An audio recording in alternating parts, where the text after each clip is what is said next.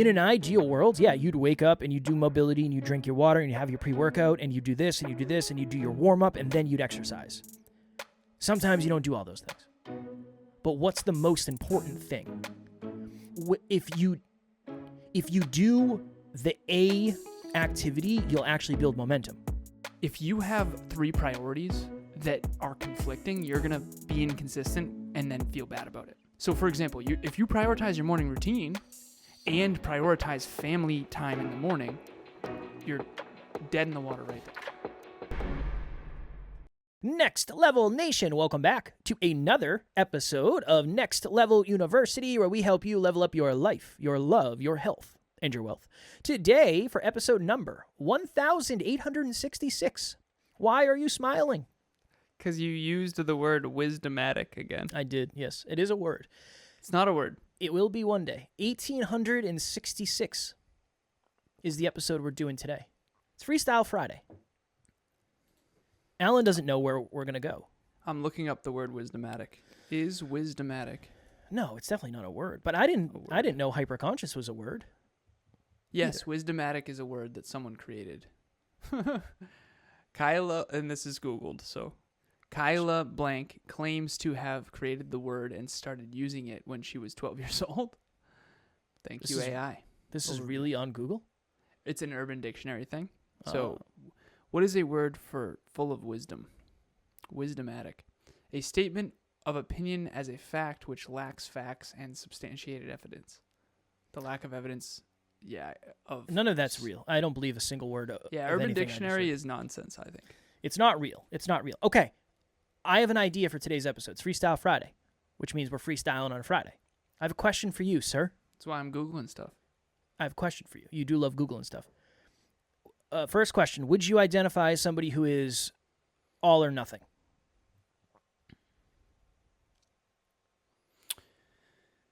Yeah, probably.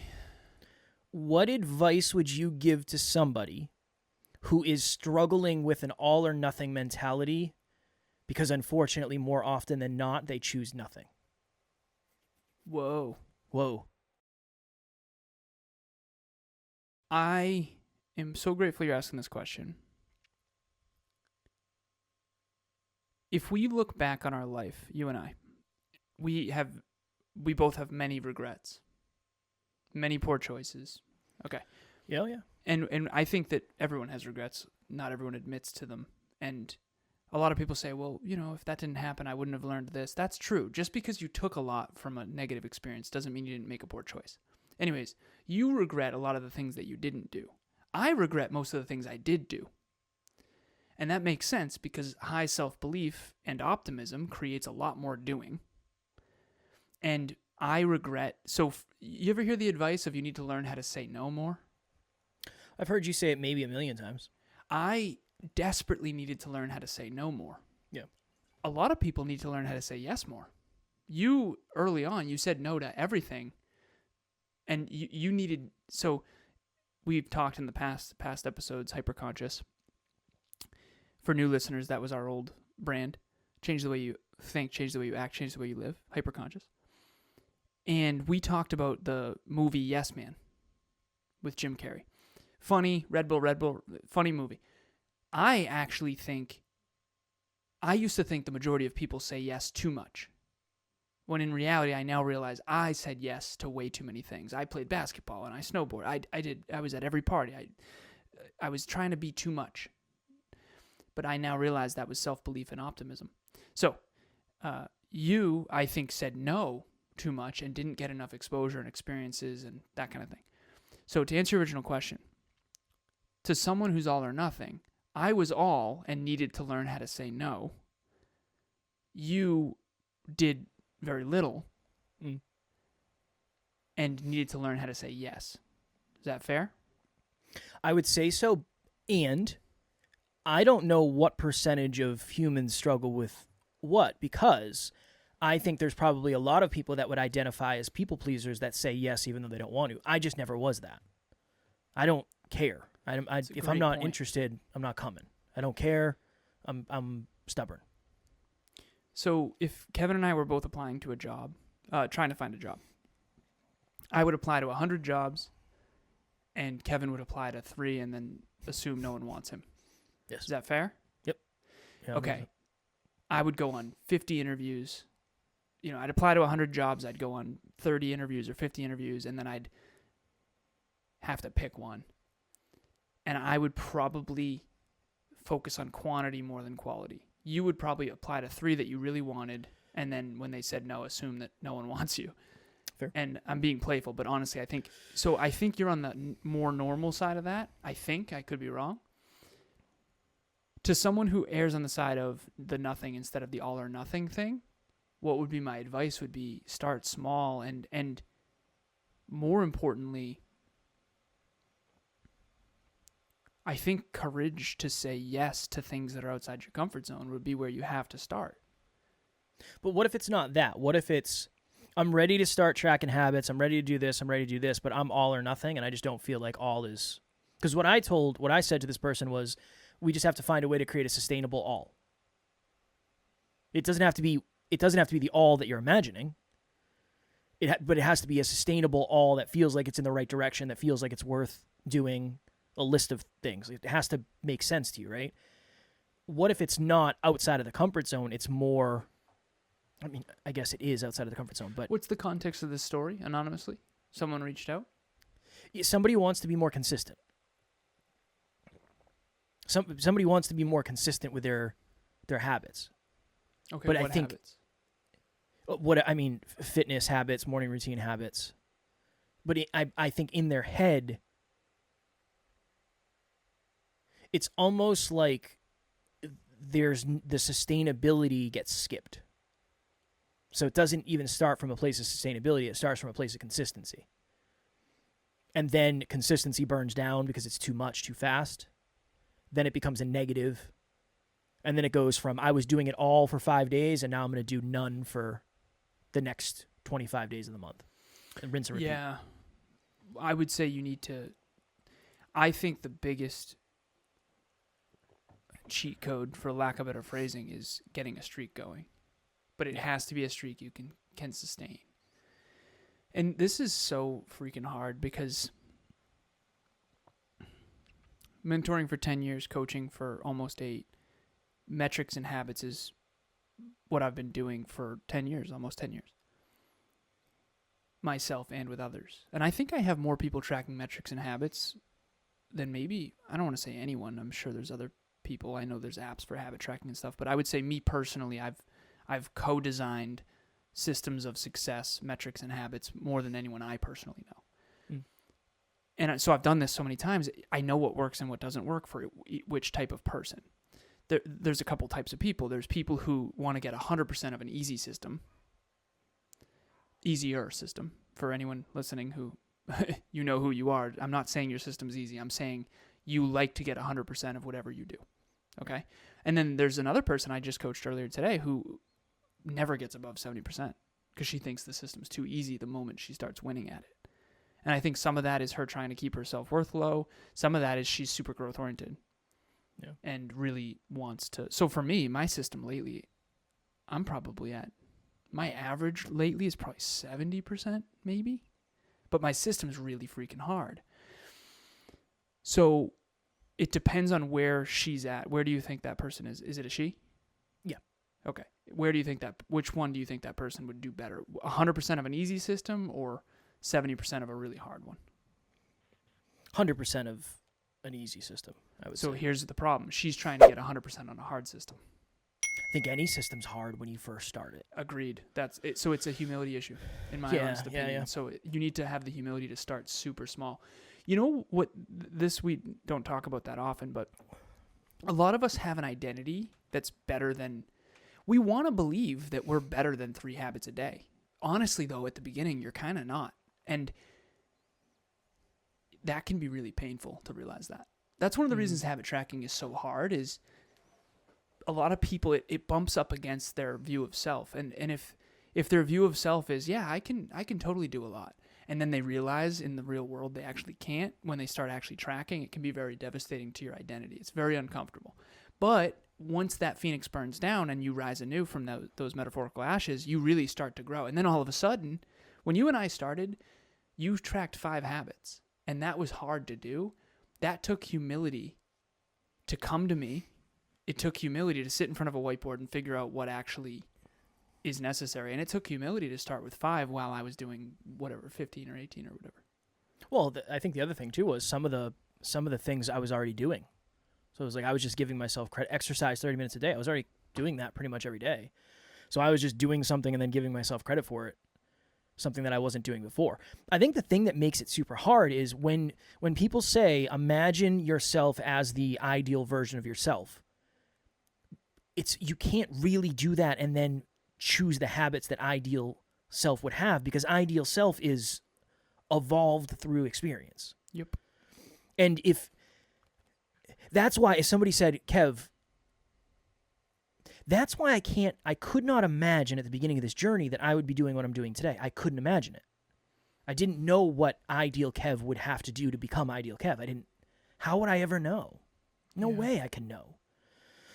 There's no way. It's almost like you have to have an ideal vision to some extent, some clarity of what that version of you would be like, and then try to reach that standard in the short term. However, your system habits need to be so freaking small, almost embarrassingly small.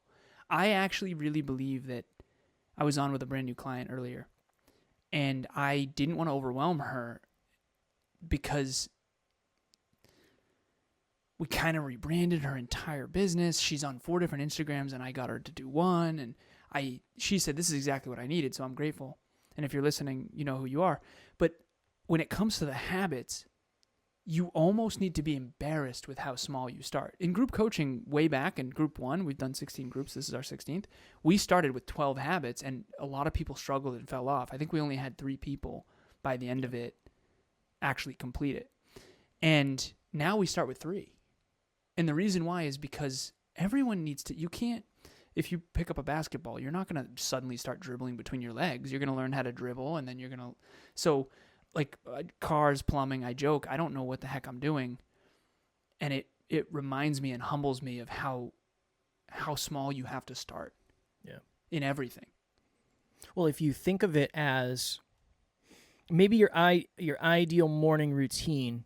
I went on a really cool podcast the other day. I was telling you about it. Shout out to Trevor. I don't know if Trevor's listening, but he's like, "What's your day look like, man? I want to be a podcaster." He wants to be a full-time podcaster eventually. He's like, "You inspire me. I'm 24." It's like, dude, that's awesome. That's cool. That's cool stuff. And I said, what I'm going to tell you about my morning routine is not for morning routine porn. It's not why I'm saying it. I'm not saying you have to do it the same way. I'm not saying it. I think the issue is when you're designing a morning routine, your ideal morning routine is you get up and then you do habit 1, habit 2, habit 3, habit 4, habit 5. Then your morning routine is done. What can I do for you? Nothing. The ideal morning routine versus the lately morning routine is pretty different. Well, wake up in a panic. Realize you don't have time to shower. Run to your first call. Make it look like you're not a mess. And I also playfully when he asked, what's your day look like? And in my head I said atrocious. Yeah, it sucks. No, in the best I'm way. being playful, but truth be told, I've tried to condense morning routines. I love this. This is great. Down to 3 things. You have a minimum. You need a minimum. Mm-hmm. Everybody needs minimums. On the NLU team, there's 3 minimums: team huddles, peak performance tracking, and team trainings. That's it. Minimums. We all do those 3 things. For yourself, you need to have minimums. Emilia and I have some minimums in our relationship. 3 gratitudes a night. We have to be in the bedroom by 10. There's certain minimums, and even that one we've been jeffing lately. But at the end of the day, you want to set yourself up for minimums, and I think a lot of us are trying to win at too many things. But anyways, continue. I'm just thinking of it as a stack. Wake up at X time. Don't touch phone for first hour. Journal, stretch, whatever the 5 things are. You know where you start? You start with the first one for the first week. Mm-hmm. Get up at 6 o'clock. Get up at 7 o'clock. Get up at 8 o'clock, whatever. That is where you start. Because if you cannot do that one, the rest just don't matter. Yeah. That is the linchpin. Today, I got up at 6. I went out and I did my morning routine, and I didn't go to the gym. I said, honestly, I am tired. My body is beat. I've been lifting very heavy and just beating the hell out of my body. I'm going to take a day. Everything else got done, though. Everything else got done. Now what? You're very happy. I'm just happy. You're very happy today. Yeah. I dig it. Yeah. My mind says stuff. I'm thinking It of it says that way. suck. I'm thinking I'm also kidding. Coming from the guy who barely got to his first call on time. it's all good. Well, I know those dog walks can be pretty intense, in that neighborhood of yours. I know there's lots of hills and stuff. Of course. In the gated I'm neighborhood. grateful we of can yours. still bro out every now and then. That makes me happy. I do love broing out. It's A just little different than it used to be. I miss it. But that's where my mind goes there. It's in an ideal world, yeah, you'd wake up and you do mobility and you drink your water and you have your pre-workout and you do this and you do this and you do your warm-up and then you'd exercise. Sometimes you don't do all those things. But what's the most important thing? If you do the A activity, you'll actually build momentum. The A activity is get up when the alarm goes off. Awesome. That's great. That's the place to start. Then when you do that for a week, then you do the next thing. Mm-hmm. Then you get up and then whatever the first thing is. Cool. Prove to yourself you can do that. I think, to your point, I think you just have to turn down what all is. NLU listener, what is happening? I just wanted to jump in here and let you know, if you want to get to the next level faster, we have a free virtual monthly meetup at the first Thursday of every month. You can connect with like-minded people and become a bigger part of this amazing global community. The link to register will be in the show notes. What are your most rock solid habits? I was thinking about that because we've been doing habits for so long. Yeah. That we forget what winging it is like. When was the last time you just wung it? Probably when I was in Scotland. And even then you weren't winging it. Yeah, I was getting up at 6 and working in the morning. But I wasn't doing mobility. I didn't exercise any time. I mean, we walked a lot, but I didn't go to the gym. I wasn't learning nearly as much. I was batching WhatsApp. I was batching emails, but my morning routine was jeffed compared to what it is. Freestyle Friday, so giving ourselves permission to do this. For all the listeners, anyone watching, think about your top 3 as well. What are your top 3 most rock solid habits right now? Like, what are the top 3 habits you're the most proud of right now that you've been doing, let's say, the last month plus? Probably probably the morning routine. I've gotten up at 6 every single day, except for I'm going to sleep in on Sundays, I think. That was an ego thing for me. It was a conversation of, am I going to feel soft if I don't get up at 6? Am I being lazy? Or is this really what's best? And I tested it out Sunday, and I think I woke up at 7. It's like, okay. Well, it all depends what you're optimizing for, prioritizing. Quality so time. Are you with prioritizing sleep, or are you prioritizing your morning I'm routine? prioritizing sleep and then quality time with Taryn on Sundays. It's hard if I wake up and I go to the gym. I usually go to the gym a little bit later on Sunday, and then I get home. It's like 9 or 9:30. I never, ever, ever wake up in bed with my wife. Almost never, because I'm always up at the ass crack of dawn. Yeah. So Sunday's kind of that. I want that to be family day where I can actually wake up next to my wife for once, 4 times in the month. We never talk about this, but we should more. Priorities in conflict. A lot of people, okay, so my priority is sleep. Guess what? If my priority is sleep, so I got an 82 sleep score last night. My priority is sleep. You can't have that be your priority and party all night and wake up early. See how if you have the wrong habits, I want to go to bed early and I want to see my friends late and I want to prioritize sleep and I also want to have a rock star morning routine even though my first call is at 10. I don't think we talk about this enough. One of the reasons people aren't consistent, and this, I don't know if we've ever mentioned on the podcast, which is alarming. If you have 3 priorities that are conflicting, you're going to be inconsistent and then feel bad about it. So, for example, if you prioritize your morning routine and prioritize family time in the morning, you're dead in the water right there. Yeah. And prioritize sleep. You kind of have to prioritize your morning routine or sleep. If your priority is sleep like mine, you don't set an alarm and you sleep until you can't sleep anymore, within reason, obviously. My first call is at 10, so I know minimum I have to be up at 9:30. But my body always wakes me up before that, particularly if I get to bed on time. But at the end of the day, one of the reasons people aren't consistent is because their system is designed in a way, their habits are designed in a way that the priorities are in conflict. If your priority, and I told Emilia this, so the priority right now is service, and I'm working till 7 p.m. It's 6:04 right now. I need a little bit of permission from her to be a little less present on the day-to-day for this chapter. Yeah. Because I know that if I have a priority of family and a priority of business and a priority of fitness, I know that I'm going to fail pretty miserably because they conflict so much. I don't think people talk about that enough. We're privileged where we can make our own schedule to a degree, right? At the end of the day, we work for the clients. It's kind of how a business works. Like, I want to make sure I'm available for the people that need us. We changed my schedule from 11 to 6.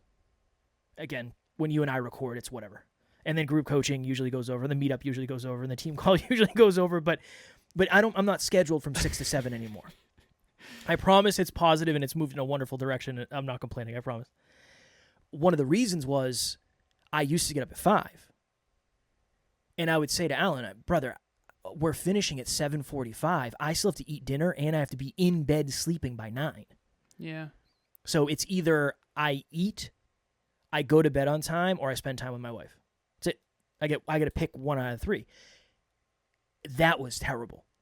It was so hard to choose. Yeah. It was so hard to choose. I had heartburn before bed. I couldn't sleep because I had just eaten like 15 minutes before I went to bed. It doesn't work for me. Now I go to bed by 10 every night. Maybe Saturday I'll stay up late, but Sunday I'm sleeping in. Yeah. But that I never miss that. Very, very, very rarely do I miss that. Sometimes Taryn will tap me on the shoulder and say, "Hey, you want to ride the lightning tonight?" And we'll stay up for an extra half hour. Yeah. But I'm not going to bed at midnight. I'm still going to bed at 10:20. Yeah.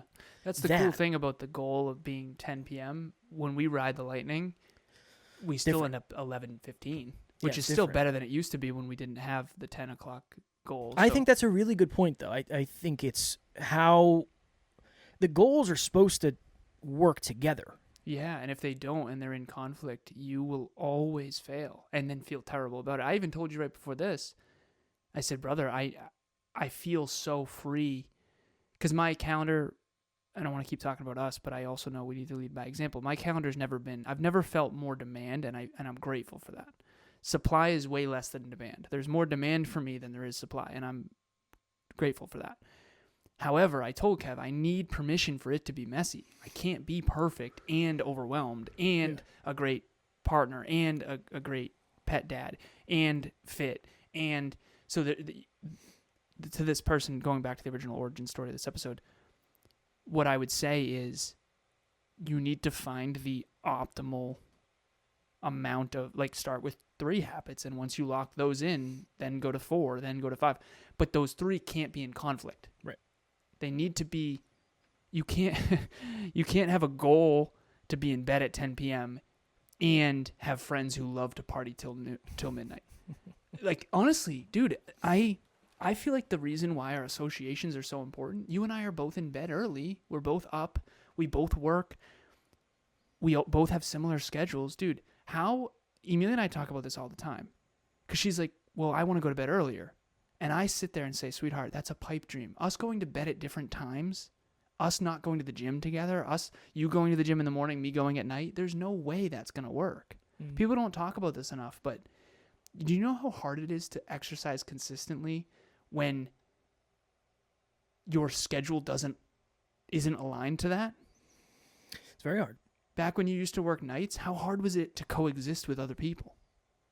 It was very unsustainable. We would drive 8 hours home from New Jersey, and I would go to the gym at 3:00 in the morning.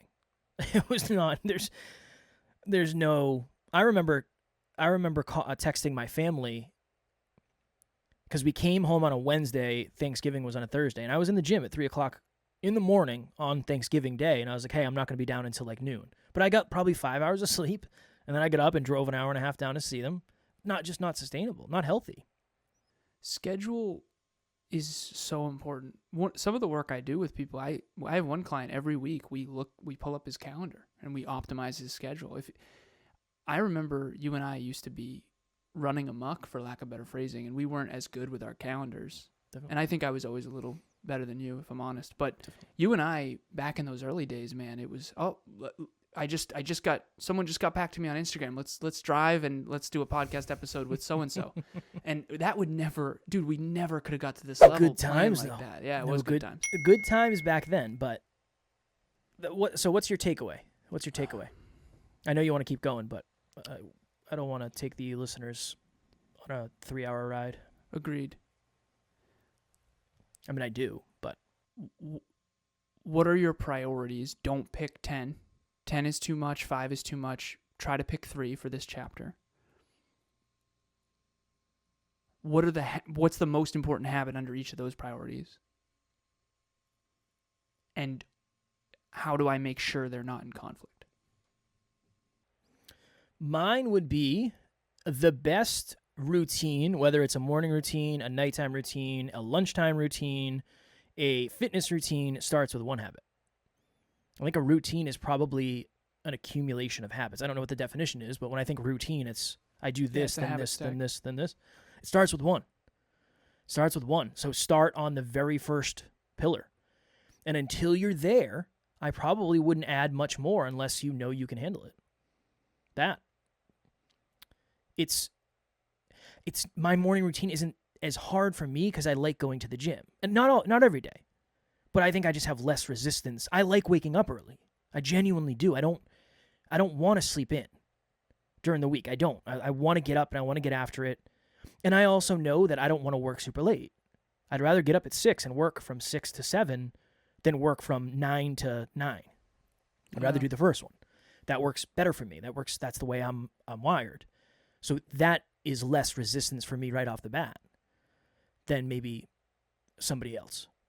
So I think that's a piece of it. And I think that's why some of the advice you get is terrible. The collective you gets can be terrible because it would be easy for me to say, oh yeah, it's not that hard to have a morning routine like that. 1, I make my own schedule. 2, I've been going to the gym for 16 years. It's different.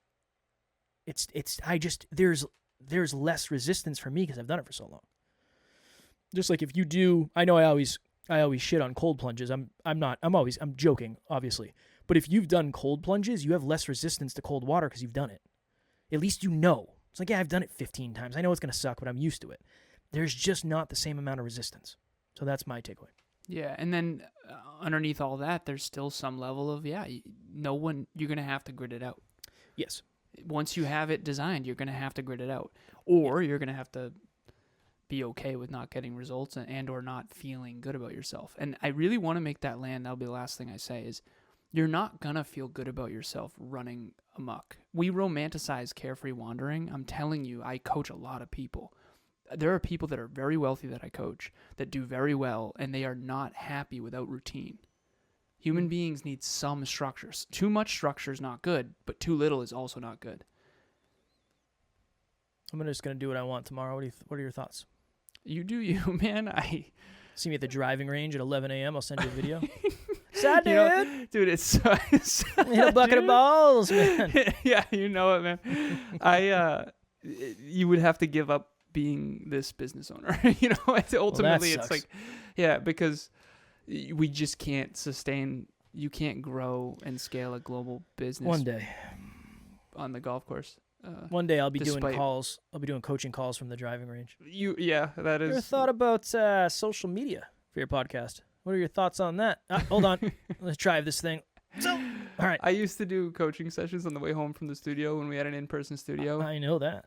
And there were a couple clients who said, I was so angry when you did that. I felt like I really wanted Zoom and share screen and all that stuff. I actually lost a couple clients because of that.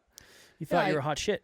I did. You were wrong. I did. I figured it was worth it. I tried my best, but dude, that was the only way I could fit it in back then. Yeah, traveling back and forth to the studio was a whole thing. Yeah, we had to do it. That was way back in the day. So, all right, Next Level Nation. If you are looking for a group of like-minded individuals, maybe a place to get some feedback on building a new habit or building a new routine, Next Level Nation is the place to do it. We will have the link in the show notes as always. It is a warm and welcoming group of self-improvement folk, just like you. So please join if you're interested. Your future will not get bigger and brighter by accident. It will get bigger and brighter by design. If you want to design your future, your goals, your metrics, your habits, and then really figure out some of the deeper parts of who you need to be, who you want to be, who you actually are, and sort of how to achieve your goals and dreams. It's my favorite work in the world. It's what I'm doing constantly. I would say at least 60% of my time is invested in one-on-one coaching with individuals, leveling up themselves, leveling up their podcast, leveling up their business, primarily themselves and their business, since Kev's the podcast man.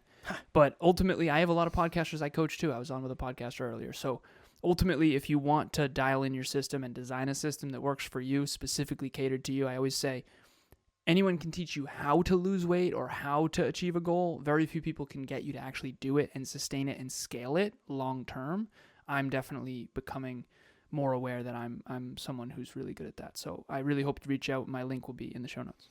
The goal engineer. I would say, yeah. I know you don't like it. And one of our clients, Philip, the physique engineer. That's his thing. I identify deeply with engineer. Same. I don't think I look like an engineer. You think I look like an engineer? You're the first engineer I've ever met.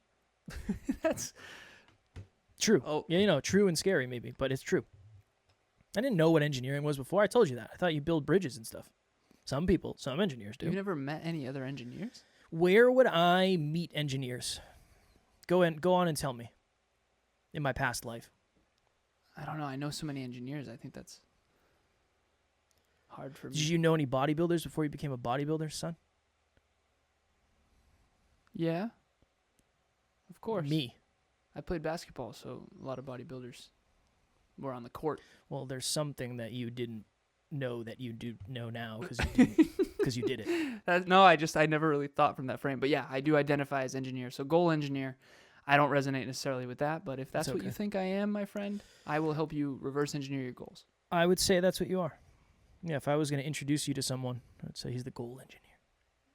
You ever had a goal? You just didn't know the system? I think that's good. No. Yeah. Do it, man. Introduce me how you think. I just want to help more people achieve their goals. Well, then that's what you'll do. Reach their potential. That's what you'll do then. That is what I'll do. I want to do another podcast episode, so that's what we're going to do. Let's do that. Next Level Nation, as always, we love you. We appreciate you. Grateful for each and every one of you. And at NLU, we do not have fans. We have family. We will talk to you all tomorrow. Keep after it.